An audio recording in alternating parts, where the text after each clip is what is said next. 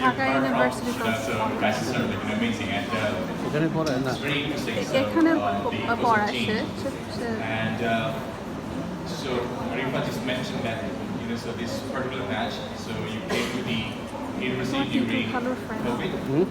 I've literally seen weeks of changes.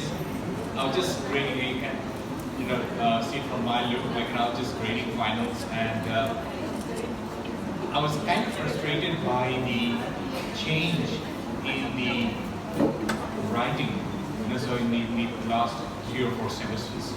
Thanks to ChatGPT, thanks to AI generated writings, most of the writings seem like similar, uniform, like so as if like your voices have become trimmed, AI generated. So when I was looking at this slogan, like because of change, so I was just thinking like how COVID has impacted our lives. So this was unthinkable. Like we had all these excuses that so somebody is getting wedded off.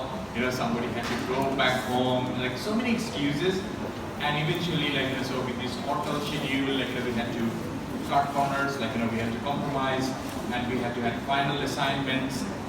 And even if we have all these originality checkers, Turnitin, still like so there are new ways of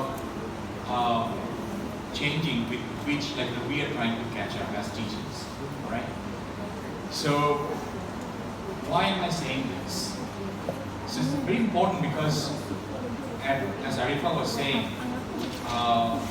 you're moving on, and we always say like way forward. So you have just finished your undergrad, and some of you are just finishing your master's program. But the real world is going to be different. And if you have like so made compromises, like so this will actually come and haunt you down the road. Okay. I wrote a piece like so in the Daily Star last week, and I said that so because of the foundational lackings that we have, almost like Maypur Beach. So that's our favorite hunting ground. So which is very speed friendly, and if there is a real test, so we fail to perform, right? So I do not want to sound very pessimistic, so because I'm not going to sound like Convoy saying that there's no job out there, or Kaisa sir,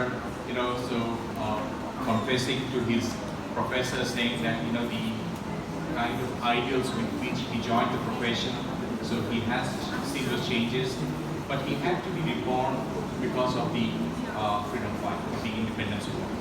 So that defines Kaisa sir as a freedom fighter. And that's why he had more expectations from the country and from us, the country government. And the same thing goes for us as teachers, so we have expectations from you. So basically what you need to do, so in order to join this echoes of change, I think you need to upgrade yourself, right? You need to redefine yourself, and you need to redefine ways like so not only digitally, technologically, but also like so you need to explore within in order to understand what is actually required from you. So just this morning I had a serendipity, like so I usually listen to YouTube like so with my earphone on, and I didn't realize that there were 2 YouTube videos, so they were being played at the same time. So I was listening to one podcast on Israel, and then Noah Harari's commentary on AI started playing, and there was another video called Occupation of the Mind, which is narrated by Roger Waters of Pink Floyd. So both of them were actually dealing with Israel in 2 different ways, and I was listening to them, and I felt like this is a